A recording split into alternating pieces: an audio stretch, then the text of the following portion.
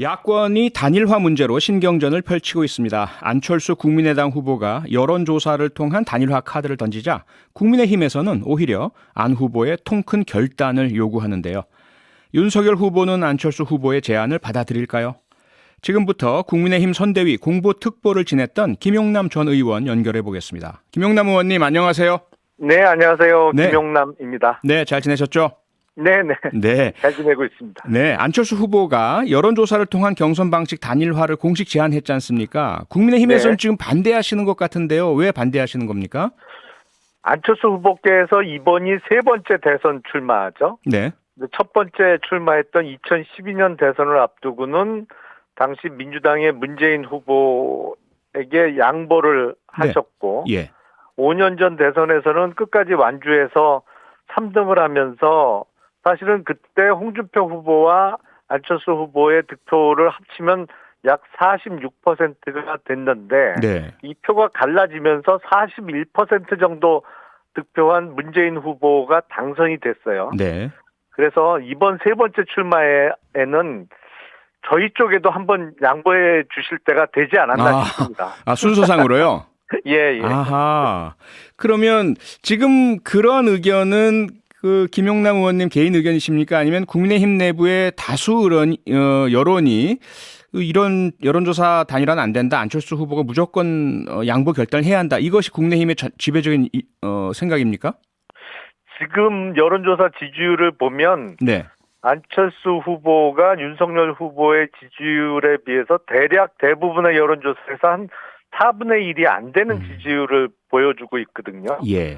그래서 이런 경우에는 과거에도 1997년 대선을 앞두고 소위 DJP 연합이라고 해서 네네. 당시 김대중 후보하고 김종필 후보와의 그 단일화 방식이 더 적절한 것이 아닌가, 이게 다수 의견으로 보입니다. 다수 의견이시고요. 예. 근데 이런 의견도 있지 않습니까? 만약에 지지율 차가 4분의 1밖에 안 될 정도로 상당히 현격한 차이라면 안철수 후보 요구대로 그냥 여론조사해서 가볍게 단일화 할 수 있지 않겠느냐. 그게 더 쉽고 간단하지 않겠느냐. 이런 의견은 어떻게 생각하세요? 일단 두 가지 문제가 있는데요. 어떤 거죠? 이게 여론조사 경선을 하게 되면 네. 거기서 진 사람은 사실상 경선에서 패배한 것이죠. 그렇죠. 그러다 보니까 어떤 그 단일화로 인한 시너지 효과가 적을 수가 있고요. 그건 뭐 져서 출마를 못하게 되는 것밖에 안 되니까. 네. 그리고 두 번째는 네. 그 안철수 후보께서 제안하신 방식은 소위 역선택 방지 조항을 집어넣지 않는 여론조사 방식인데, 아하. 이거는 사실상 이재명 후보의 당선을 바라는 유권자들의 어떤 선택에 기대하는 아하. 방식밖에 안 되거든요. 그래서 네. 그런 방식은 좀 곤란하지 않을까 싶습니다. 네.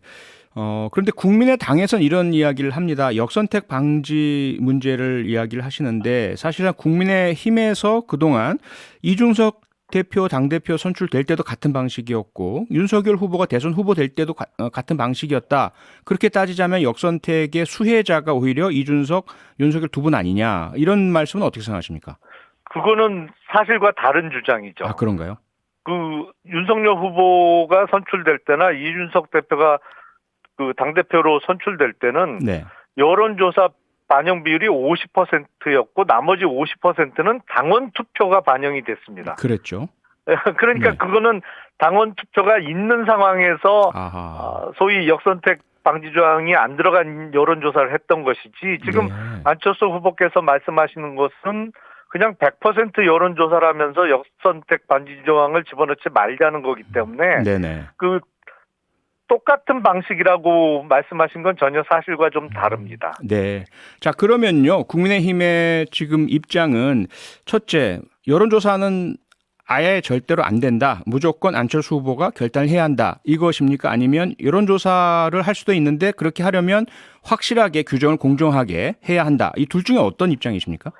일단은 지금 지지율 격차를 보더라도 네. 그리고 당장 내일부터 시작되는 공식선거운동에서 선거운동의 양상을 보면 정말 어느 당이 대선을 잘 치러낼 수 있는지, 그래서 정권 교체를 확실하게 해낼 수 있는지 그 양상이 명확히 드러날 것입니다. 그래서 네. 지금 이러한 상황이라면 안철수 후보께서 대승적인 차원에서 결단을 해 주시는 게 아, 정권 교체를 희망하는 많은 국민들의 기대에 부응하는 길이 아닐까 네. 싶습니다. 네. 야권 지지자들 사이에서 이런 이야기도 나옵니다. 정권 교체를 위해서는 양측이 조금씩 양보하는 그런 화합의 모습이 보여지는 것이 좋지 않지 않겠느냐. 그럼 그 방법이 뭐냐면 국민의힘에서는 안철수 후보의 요구인 여론조사를 받고 안철수 후보는 국민의힘의 요구인 역선택 방지 조항을 받는 이런 방식의 서로 간의 양보 합의 이건 불가능할까요?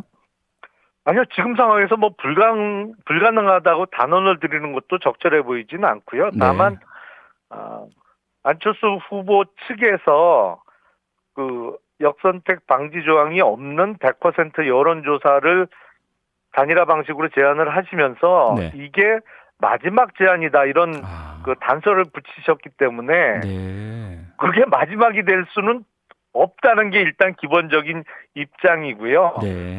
여러 가지 상황으로 볼 때 안철수 후보께서 2012년과 같은 그때는 민주당에 한번 양보하셨잖아요. 네. 국민의힘에도 한번 양보해 주시는 게 좋지 않을까 싶은데요. 아, 예.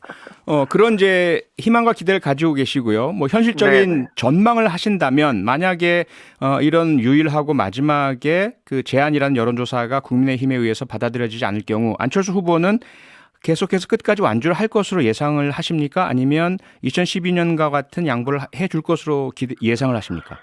뭐 이제 단일화 협상 시한이 어떻게 보면 투표용지 용세가 들어가는 28일 전까지 하면 투표 결과에 그 많은 보탬이 될 수 있지 않겠습니까? 네, 아무래도 그렇겠죠. 투표용지에 뭐 이렇게 인쇄가 안 그 되니까요. 사퇴라고 네네. 인사가 될 테니까 네. 그래서 시간적인 여유가 조금 있긴 한데요. 아무래도 어떤 시간에 쫓겨서 하는 단일화보다는 단일화의 모양새가 가장 중요할 것 같습니다. 그래서 국민들께서 보시기에 아름다운 단일화 그리고 정권 교체를 위해서 뜻을 합치는 단일화로 인해서 최대한 시너지를 내기 위해서는 네.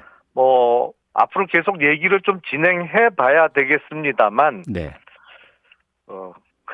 글쎄요. 네. 그러면 지금 예. 김영남 의원님께서 앞으로 얘기를 진행해 봐야 한다는 말씀을 주셨는데 지금 현재 혹시 양측 간에 물밑 협상이나 협의가 이루어지고 있습니까? 아직은 거기까지는 안 나가고 있는 것 같은데요. 아, 그렇습니까? 우선은 앞으로 조금 남은 기간 안에 네. 얘기를 더 진행할 수 있을 것 같고요. 네. 앞서 말씀드렸습니다만 내일부터 당장 시작되는 공식 선거 운동을 이렇게 며칠 지내다 보면 예. 선거 준비가 어느 당이 잘 돼 있는지 그리고 어느 쪽이 선거를 잘 치러낼 수 있는지 이런 것이 좀 유권자들께 보여질 수가 있기 때문에 네. 죄송스러운 말씀입니다만 시간은 안철수 후보 편은 아닌 것 같습니다. 아, 예. 자, 그럼 국민의힘 입장에서는요. 혹시 끝까지 단일화가 안 되고 안철수 후보가 완주해도 문제없이 승리할 수 있으리라 이런 자신감이 지금 있으십니까? 아니죠. 물론 확실한 정권 교체를 위해서는 네. 단일화를 해야겠죠. 네. 다만 안철수 후보께서 끝까지 완주하시다면 지금 지지율로 볼 때 명백히 3등을 하실 가능성이 높은데 네. 5년 전 3등할 때는 약 22%의 득표를 했습니다만 예.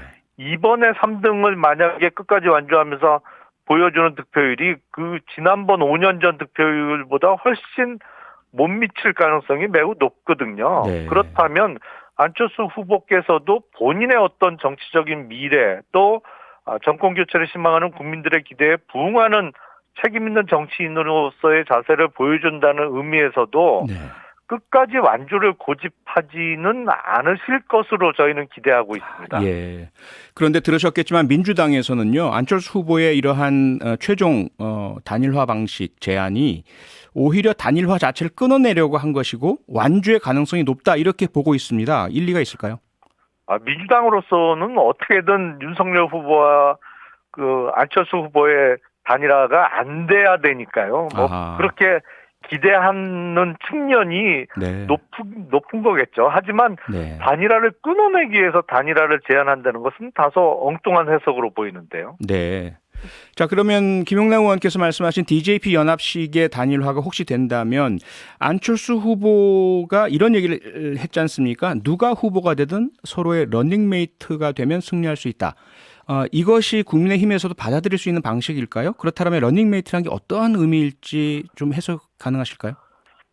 원래는 아시겠습니다만 러닝메이트라는 거는 그 부통령제를 선택한 미국에서 대통령 후보와 부통령 후보 간의 관계를 표현할 때 그렇죠. 이루어지는 표현입니다만 그렇죠. 우리하고는 제도가 많이 틀리죠. 네. 근데 해석하기에 따라서는 대선 이후라도 국민의힘과 국민의당의 합당을 전제로 한 단일화로 해석할 수도 있을 것 같고요. 예. 아니면 합당을 안 하더라도 적어도 대선에서 야권으로 정권 교체가 이루어진 이후에 단일화를 통해서 출마를 포기하신 후보가 일종의 책임 총리로서 어떤 취임하는 형태의 공동 정부 내지는 네. 연합 정부도 생각해 볼 수 있을 것 같습니다. 네. 알겠습니다. 오늘 말씀은 여기까지 듣겠습니다. 고맙습니다. 네, 감사합니다. 네, 지금까지 김용남 국민의힘 전 의원이었습니다. 평일 저녁 6시 5분에 여러분을 찾아갑니다. MBC 라디오 표창원의 뉴스 하이킥.